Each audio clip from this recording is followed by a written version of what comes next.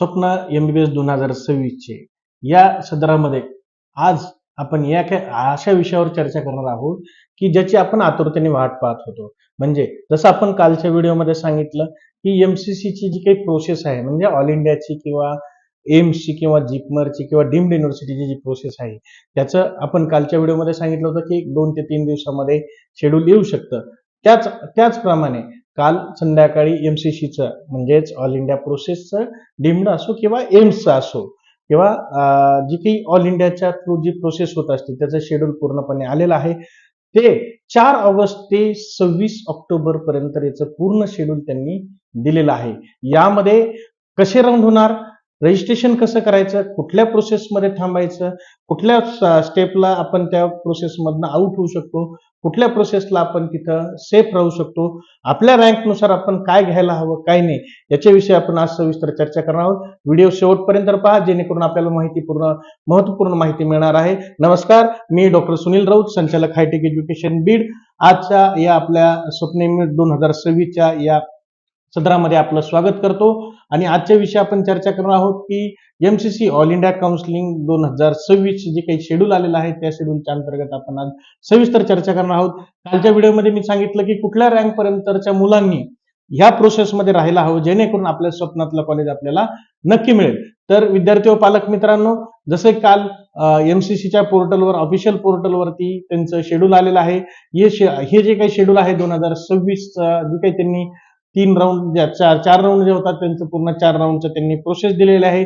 यामध्ये tentative seat matrix कुठल्या दिवशी येणार, रजिस्ट्रेशन कुठून चालू होणार, तुमचं चॉईस फिलिंग कधी चालू होणार, त्याच्यानंतर तुमची जी काही अलॉटमेंट आहे त्याची रिपोर्टिंग आहे, याचं सविस्तर डिटेल आपण आज चर्चा करणार आहोत. तर आजच्या व्हिडिओमध्ये आपण चर्चा करणार आहोत की ऑल इंडिया प्रोसेस जी आहे त्यामध्ये पहिल्या राऊंडची जी काही आपण प्रोसेस आहे त्याच्यामध्ये रजिस्ट्रेशन कसं करायचे काय करायचे त्यावेळेस आपण सविस्तर चर्चा करणार आहोत.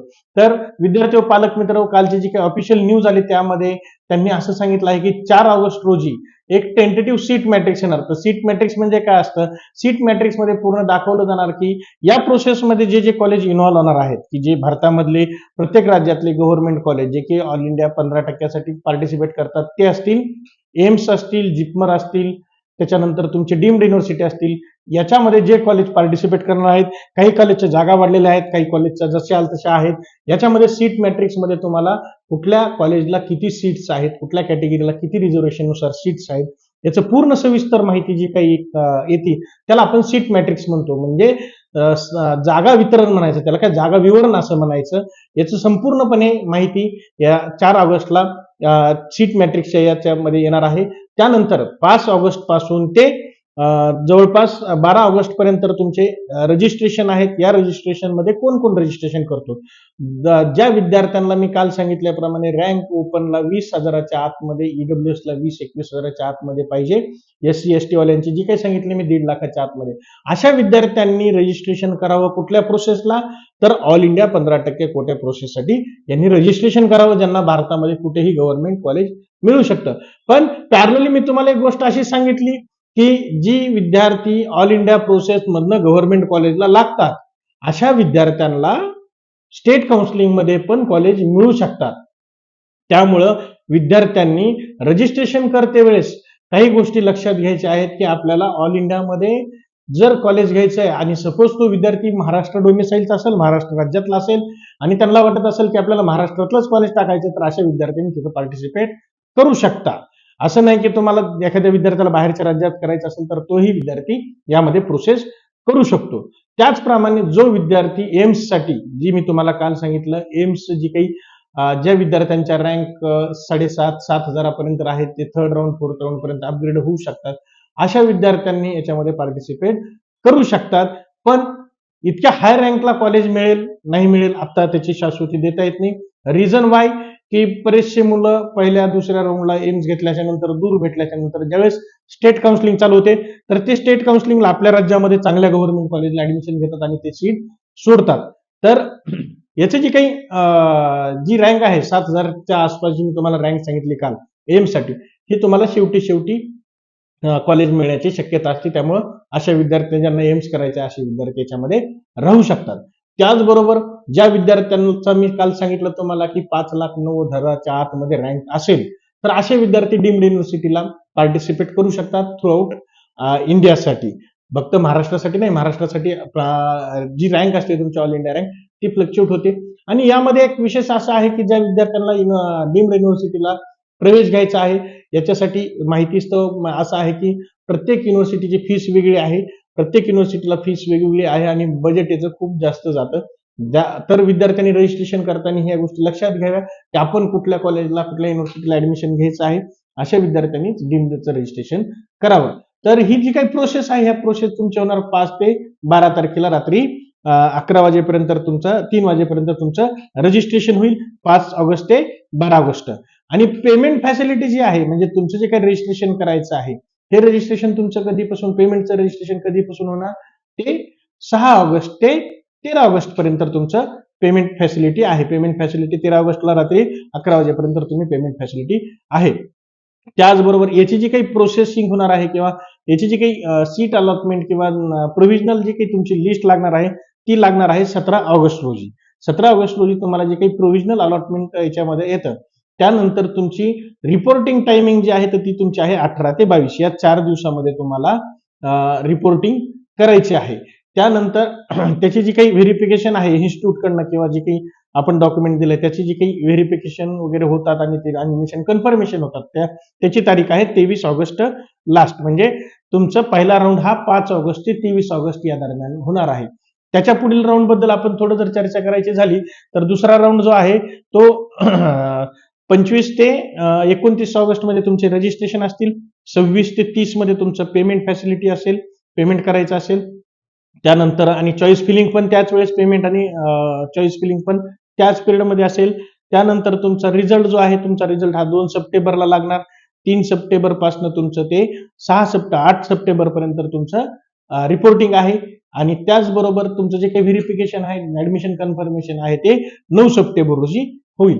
त्याचबरोबर तुमचं थर्ड राऊंडचं जर बोलायचं झालं तर थर्ड राऊंड तुमचा जे काही न्यू रजिस्ट्रेशन असेल तो होईल 11 तारखेपासून ते 15 तारखेपर्यंत तुमचं रजिस्ट्रेशन असेल. 12 ते 16 मध्ये तुमचं पेमेंट फॅसिलिटी आणि चॉईस फिलिंग असेल. आणि याचा रिझल्ट जो आहे तो रिझल्ट तुमचा 18 सप्टेंबरला असेल आणि 19 सप्टेंबर ते 26 सप्टेंबर मध्ये तुम्हाला रिपोर्टिंग करायची आहे. आता हे तुम्हाला 3 राऊंडचं मी तुम्हाला एक टेंटेटिव्ह म्हणजे शेड्यूल जे आहे ऍक्च्युअल ते सांगितलं आहे. आता याच्यामध्ये ज्यावेळेस तुम्ही पार्टिसिपेट करता, ज्यावेळेस तुम्ही पहिल्या राऊंडला रजिस्ट्रेशन करता तुम्हाला कॉलेज अलॉट होतं.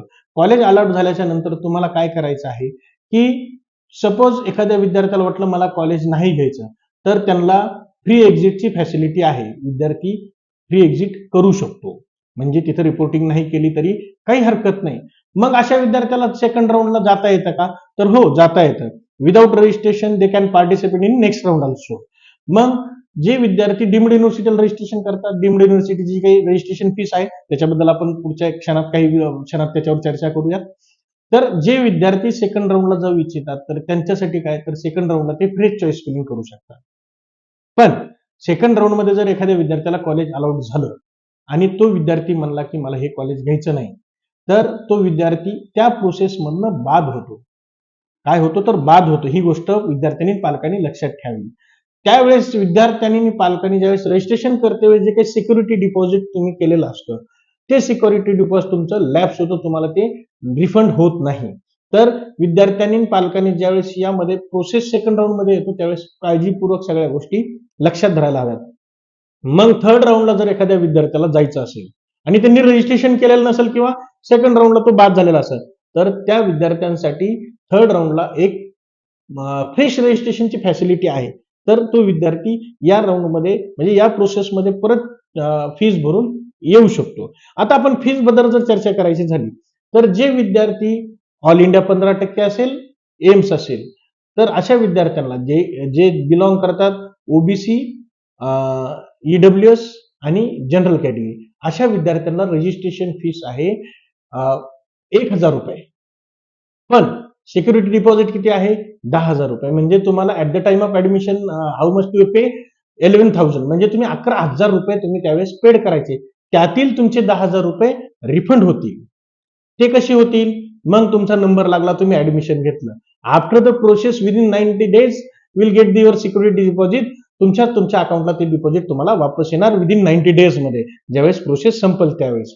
हे सिक्युरिटी डिपॉझिट तुमचं कधीपर्यंत सेफ राहतं?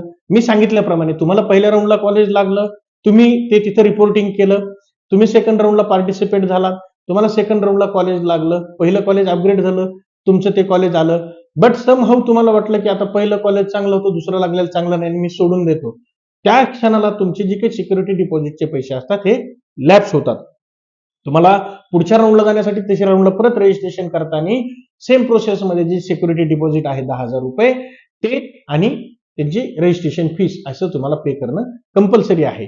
पण तुम्हाला पहिल्या राऊंडला लागलेलं कॉलेज तुम्ही थर्ड राऊंड पर्यंत कंपल्सरी केलं आणि तुमचं ऍडमिशन कन्फर्म केलं, तर त्याच्यामध्ये तुम्ही जे काही सिक्युरिटी डिपॉझिट भरलेलं आहे हे प्रोसेस झाल्याच्या नंतर विदिन 90 डेज तुम्हाला ते तुमच्या अकाउंटला रिफंड होऊन जातं. आता हे झालं ओपन, जनरल, ईडब्ल्यूएस आणि ओबीसी बद्दलची फीस सांगितली. किती फीस सांगितली मी? तर सिक्युरिटी डिपॉझिट आहे ₹10,000 आणि फीस आहे ₹1,000. त्याचबरोबर एससी एसटीची फीस किती आहे? तर ₹5,000 सिक्युरिटी डिपॉझिट आहे आणि ₹500 फीस आहे. म्हणजे त्यांना ₹5,500 at the time of registration they will pay. And OBC, EWS and general that those candidate pay 11,000. मग जे विद्यार्थी याला जाणार आहेत डीम्ड युनिव्हर्सिटीला, अशा विद्यार्थ्यांनी काय करायचं आहे? तर अशा विद्यार्थ्यांनी रजिस्ट्रेशन करताना त्यांना फीस आहे ₹5,000 जी आहे ती रजिस्ट्रेशन फीस आहे. पण सिक्युरिटी डिपॉझिट किती आहे?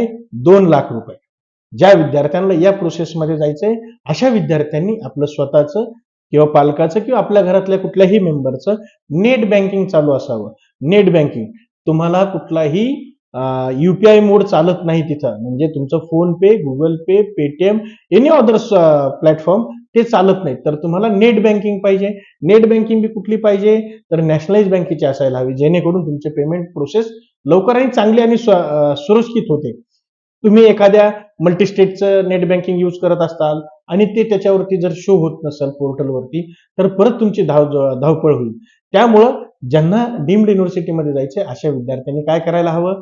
तर आपलं पहिलं नेट बँकिंग चालू करावं, ज्यामधनं तुमचं at the time of registration ₹2,05,000 तुमचे तिथे जाणार. त्यामधील तुमचे 2,00,000 सिक्युरिटी डिपॉझिट असणार, जे की प्रोसेस झाल्यानंतर तुम्हाला रिफंड येणार.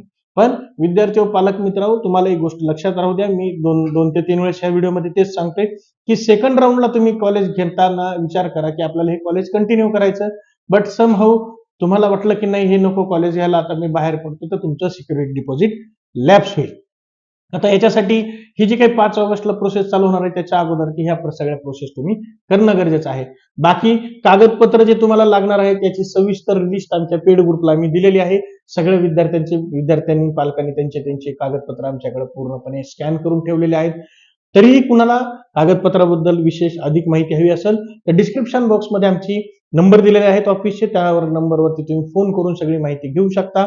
त्याचबरोबर कुणाला आमच्या ग्रुपला जॉईन व्हायचं असेल तर डिस्क्रिप्शन बॉक्समध्ये जी काही लिंक दिलेली आहे त्या लिंकवरती जाऊन तुम्ही आमच्या ग्रुपला जॉईन होऊ शकतात. त्याचबरोबर ज्यांना कुणाला पेड काउन्सिलिंग जॉईन करायचे आहे अशा विद्यार्थ्यांनी आमचे जे काही डिस्क्रिप्शन बॉक्समध्ये नंबर दिलेले आहेत त्या नंबरवर फोन करून आमची पेड काउन्सिलिंग तुम्ही घेऊ शकतात. तर विद्यार्थी व पालक मित्र, आज आपण चर्चा केली की एमसीसी ऑल इंडिया 15% जी काही गव्हर्नमेंट कॉलेज असतील, एम्स असतील, डीम्ड युनिव्हर्सिटी असतील, याची आपण शेड्यूल बद्दल चर्चा केली, रजिस्ट्रेशन कसं करायचं त्याची चर्चा केली, त्याचबरोबर त्याचे सिक्युरिटी डिपॉझिट आणि रजिस्ट्रेशन फीस याबद्दलही चर्चा केलेली आहे. आता यानंतर ज्यांनी एमसीसीने दुसरे की नोटीस काढलेली आहे त्या नोटीसमध्ये त्यांनी काय सांगितलेलं आहे की एक स्टेट लेवलची बी काउन्सिलिंग असते प्रत्येक स्टेटची, तर ती टेंटेटिव्ह कधी चालू होणार? तर त्याचा पहिला राऊंड चालू होणार आहे 13 ऑगस्टच्या आसपास. मग आता सगळ्या स्टेटची त्याच बरोबर होती का? तर तसं नाही, प्रत्येक स्टेटच्या त्यांच्या शेड्यूल प्रमाणे चालू होतात. But you should always remember that की 13 ऑगस्टच्या नंतर आपली ही प्रोसेस चालू होणार आहे. तर विद्यार्थी व पालक मित्र, आजच्या व्हिडिओमध्ये आपण चर्चा केली की ऑल इंडियाच्या प्रोसेसमध्ये रजिस्ट्रेशनची फीस किती असेल, प्रोसेस कधी चालू होणार आहे, त्याचे राऊंड कसे होतील, काय होतील याबद्दल आपण सविस्तर चर्चा केलेली आहे. मी अपेक्षा करतो हा व्हिडिओ तुम्हाला नक्कीच माहिती पूर्ण भेटला असेल आणि तुम्हाला चांगली माहिती भेटली असेल. ज्यांना कुणाला आमची पेड काउन्सिलिंग जॉईन करायची अशा विद्यार्थ्यांनी आमच्या काउन्सिलिंगचे जे काही ग्रुप आहे किंवा जे डिस्क्रिप्शन बॉक्समध्ये नंबर आहे त्या नंबरवर फोन करून पेड काउन्सिलिंग जॉईन करून घ्यावी, जेणेकरून आपल्याला प्रॉपर मार्गदर्शन आणि प्रॉपर ड्रीम कॉलेज मिळेल. कारण की आलेला अनुभव सांगतो, ह्या म्हणजे मागच्या महिन्यामध्ये एक्झाम झाल्यापासून असं बऱ्याचशा पालकांचं म्हणणं आलं की कुणीही सांगते की आम्ही काउन्सिलर आहेत तुम्ही असं माझं म्हणणं नाही की माझ्याकडेच काउन्सिलिंग करावं, पण काउन्सिलर हा चांगला आणि त्याला त्याचं नॉलेज आहे की नाही, त्याचे पास्ट हिस्ट्री काय आहे, त्यांनी किती विद्यार्थ्यांचे आतापर्यंत ऍडमिशन केले, कारण की कुणीही येतं की काउन्सिलर म्हणते आणि विद्यार्थ्याचं नुकसान होऊ नये. त्यामुळं ज्याच्याकडे तुम्ही जॉईन होता, ज्याची फीस भरताय तुम्ही, त्याची पूर्ण माहिती घेऊनच फीस भरा. तुर्तास थांबतो इथं आणि अपेक्षा करतो येणाऱ्या व्हिडिओमध्ये अजून महत्वपूर्ण माहिती आणि चांगल्या कंटेंटनी भेटूया. आज रजा घेतो. धन्यवाद.